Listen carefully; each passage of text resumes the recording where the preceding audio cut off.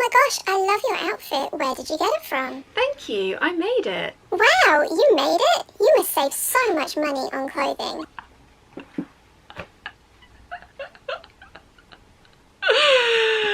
No. Sewing patterns are expensive. Today I'm going to show you how to make them work harder for you and get multiple items from just one pattern. The Vogue pattern I'm going to talk about today, if you had bought it at full price from Something Delightful, was $27.99. Now you can get them for $6.99 in their sale, but you also have to bear in mind shipping. Although if you're anything like me, you tend to take advantage of the spend $75 and get free worldwide shipping. It's money saving, honest. I've said many times, sewing, purchasing fabric and buying patterns are all completely separate hobbies. If you're to buy the Vogue patterns in the UK, they're roughly around £16–17. You can get them on sale, you can get them for under £10, but you have to be very vigilant to find those sales and jump on them the minute you see them. Now, I'm not saying don't buy new patterns. I am completely guilty of falling down the rabbit hole of, oh my gosh, the new season's collections come out, I must purchase all of them. But what's all that? Nothing to see here. Nothing to see here. Nothing. But today I want to show you how this pattern, which is one of my absolute favourites, the Vogue 9345 shirt dress, can actually be a super versatile piece and work really hard for you with only a few minor pattern hacks. Now, when I came up with this concept, I actually wanted to make a mini capsule collection. That was something I was considering when I picked all the fabrics out. You don't have to do that. You can make completely wildly separate pieces that may not necessarily work together but will work really hard for you in your wardrobe. But as I say, I wanted a capsule collection, so the first thing I had to think about was the fabric.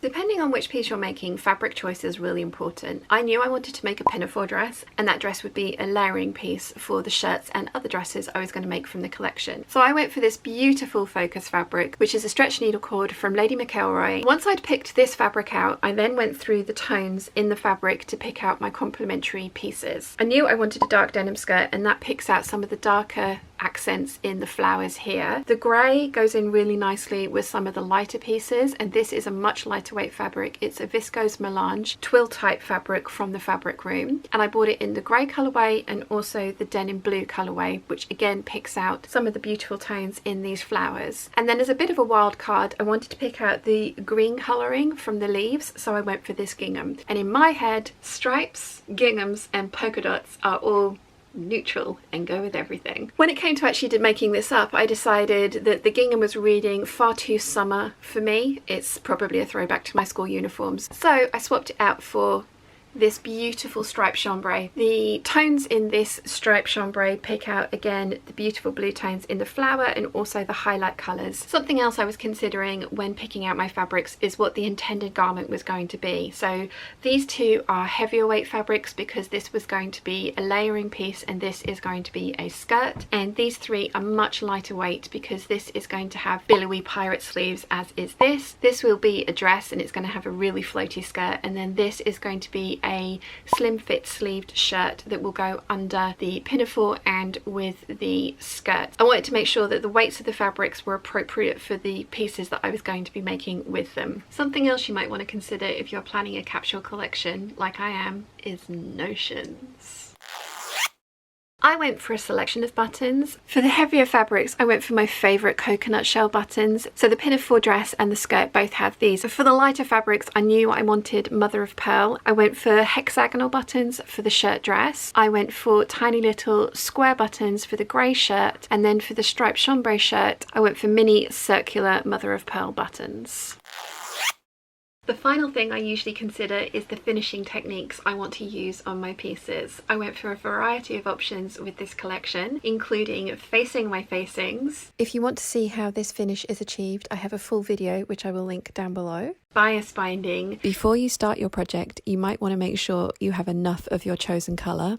I didn't. French seams. There's a whole mini tutorial series on French seams. I'll list it down below. And in some cases, a full lining. I really like this viscose acetate lotus lining from Lady McElroy. Again, listed down below. Okay, pattern alteration time. Let's start with the easiest one, the skirt.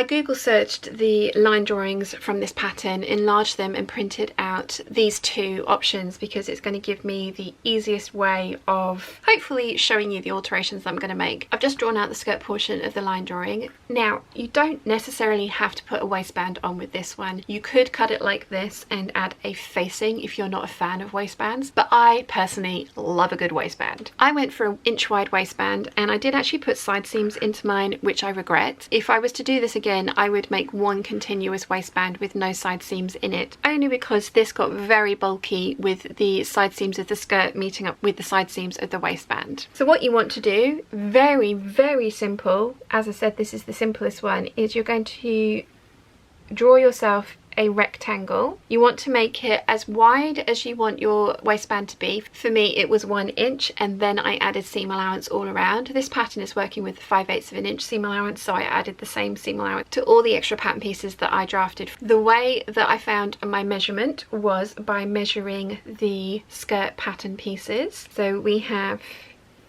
a centre back, and we also have the front pieces. So there are 4 pieces to the skirt. What I did was draw in the seam allowance around the waist and then at the side seams of each pattern piece. And I then measured that stitching line all the way around, not including any of the seam allowance. Once I had that measurement, I then drew my rectangle to the same length. I made my rectangle as wide as I wanted my waistband to be, and then I added the 5/8 of an inch seam allowance all the way around my rectangle, and I cut 2 of those out, one for the outside and one for the facing. The other pattern piece that you will need to cut out is your front facing piece. And because of the time of year that I wanted to wear this and the type of garments I wanted to wear this with and over, I also cut out a lining of a slippery fabric. That lining was cut out of the original skirt pattern pieces and sewn in exactly the same way. Now, you could add pockets to this one if you wanted to. I personally am not a huge inseam pocket fan, so I didn't, but you definitely could add pockets in there if you wanted to. The final tweak I made to my skirt was to lengthen the bottom edge by 2 inches, and I didn't even draw new pattern pieces for that. I just remembered that when I pinned it out, I went round with my ruler and added on an extra 2 inches of length to all of the pattern pieces manually when it was pinned to the fabric. And the reason I did that is to ensure that when I wore this skirt over the dress, that the skirt portion of the dress wouldn't peek out of the bottom of the denim skirt. I wanted to make sure that the skirt was that little bit longer. That was the final modification I did to my skirt. Next up, we're going to change the pattern to make the pinafore. This is a really simple alteration. So we started off with the basic dress. Now, obviously for a pinafore, we don't want the collar or the sleeves. So I literally did just that. I removed the sleeves and the collar. The pattern piece for the front of the dress has the revere collar piece on it like that. And I simply drew a line from where the first button started, or just above the first button, up to the shoulder seam, and just removed that revere. That is all I did. Now, I did make the same alteration to the facing piece, and because of the finish that I wanted to achieve around the neckline, so this back piece here, we had the yoke, which looks like this.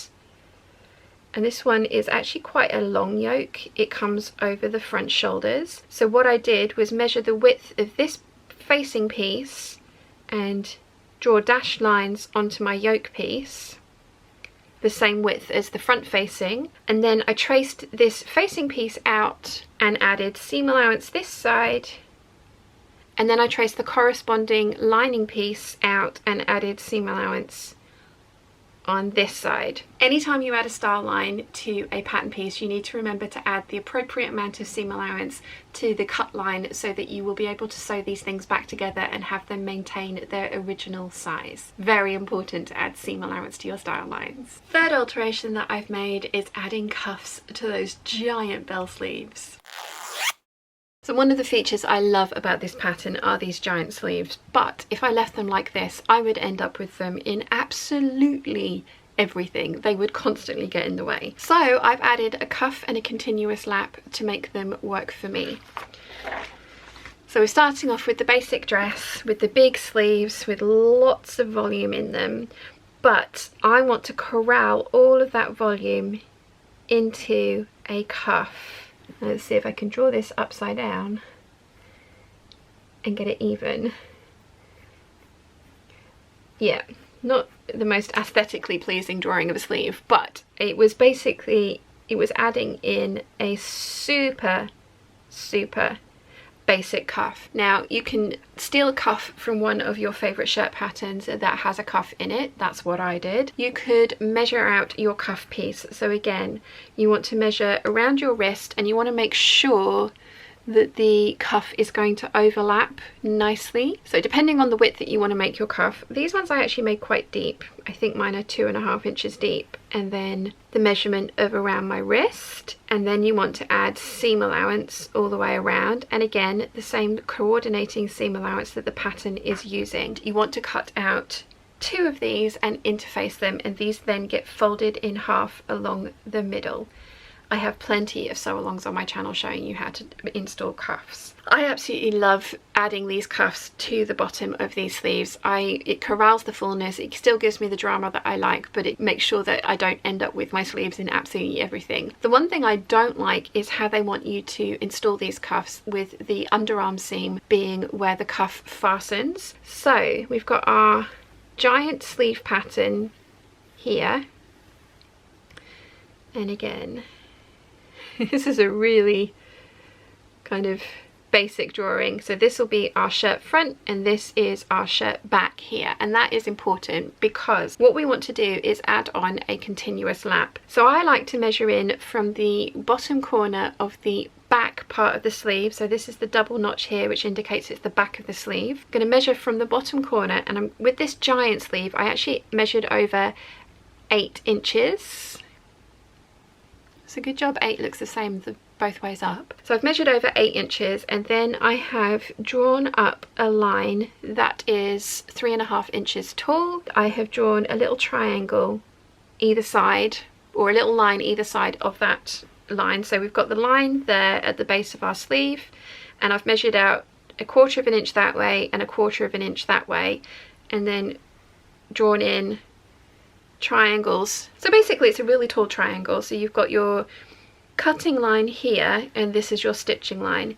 I have done a video on how to sew in a continuous lap, and I will link to that here and also in the description down below. You would then want to make your continuous lap piece, which if this is 3.5 inches tall, you want it to be 7 inches tall and 1.5 inches wide, and the seam allowance on this is the only time you deviate. The seam allowance on this is 1/4, nope, that's a 7/4 of an inch. Again, there is a tutorial linked in the description showing you exactly how to draft and install a continuous lap. This just means that I can French seam the underarm seam, and then the cuff, this end of the cuff will go to here, and then this end of the cuff will go to there, and then the cuff, everything gets gathered down into the cuff. It gives you a really nice finish, and it allows you to French seam your underarm seam, which is personally my preference. And I used exactly the same process for the sleeve of the striped shirt, which is the straight sleeve that the pattern comes with. The only thing I had to take into account here was the length of the sleeve from my shoulder point to the wrist, because this is not designed to have a cuff on it. I measured my arm from my shoulder point to where I wanted my cuff to start, and I took that off of the straight sleeve pattern piece that comes with the original pattern and added in my continuous lap and my cuff. So the final alteration I'm going to show you today is the trickiest. It took me a long time to try and work out how to do this. I had lots of ideas in my head. I have absolutely no idea if this is the correct way of doing this. I am not an expert. I didn't go to school to learn how to do this. It's all trial and error. I went through 3 iterations of this method and ended up finally with something that I liked. So let me show you how I did that. The final thing that I wanted to do with this pattern is turn it into a shirt. You could very easily just add in a hemline X amount of inches down on your skirt piece, cut the shorter skirt piece and have a peplum. Given the way that I actually wear this shirt, this would have been the easiest option to do. Now this is a shirt dress, so this bodice is created to be worn as a dress, not as a shirt. Most shirts have a lot more design ease in them, but given I wanted a lot of these pattern pieces to be layering pieces, I decided to make my life difficult and try and elongate the pattern pieces. Let me show you the kind of method that I went through. Okay, so we've got a tracing of the shirt. I've done it with the slim sleeves just because the sleeves won't distract you. Pirate sleeves always distract me. But I've traced out the body of the shirt, and basically what I wanted to do was just elongate these pattern pieces and add a little bit of flare into them so that they would fit over my hips. Now the first time I did this, I didn't measure my high hip. Funnily enough, I didn't actually add enough flare to the bottom of these pieces for it to fit perfectly. So whilst I added 2 more buttons, I can't do that button up on my very first iteration, but it's always going to be tucked in, so it's totally fine. So I've done a really rough approximation of the pattern pieces here. We've got the back yoke, the centre back of the bodice, side back, side front and front piece. So that's the revere collar piece there, and this also has a Dior dart, so once you've sewn that, that then fits in perfectly to the princess seam of your side front. The centre back is easy because that's cut on the fold, so you have to just elongate that down as a straight line. Now I add 4 inches of length to my shirts because I have found that is the perfect length for not being too bulky underneath the things but also staying tucked in whilst you move around. So I've added in 4 inches, can I draw 4 upside down? 4 inches of length underneath what is the original waist seam. Now the waist seam on all of these pattern pieces is actually slightly curved, and so are the seams on the skirt pieces. They're curved as well. So if you put them together, they won't actually line up straight. That was my first thought, was to just add the skirt piece to it and just trace the top of the skirt out. But unless you want that waist seam to be in there and have the skirt piece as a peplum, that won't work. So the next thing I did was this. So as I say, elongate the front here. That's the straight line as well. So this was elongated by 4 inches, as was this centre back, because that's going to be cut on the fold. And then from here I took my ruler and I literally did like a parallel line from the straight line that I've drawn down and just drew a line across 4 inches down, and I did the same for the front and the back. So 4 inches down, although that 4 inches is a lot longer than that 4 inches, but I added in that square right angle at the bottom of my front and the bottom of my centre back. And then I kicked out this side seam here by 1 inch. So if I'd have carried that line down, it would have gone like that, but that really wouldn't fit over my hips. So I added on a little bit of flare, and this one was 1 inch. And I did the same for the back piece. And then the same for the front pieces. I squared off the bottom of the pattern piece because these were slightly shaped, so I squared them off, went down 4 inches and then kicked out a little bit on either side. And as I say, that was the first one that I made, and I didn't add enough flare all the way around to go around my hips. So the next time that I did this, I went back to these pattern pieces and I actually cut this whole section off. So I ended up with the pattern piece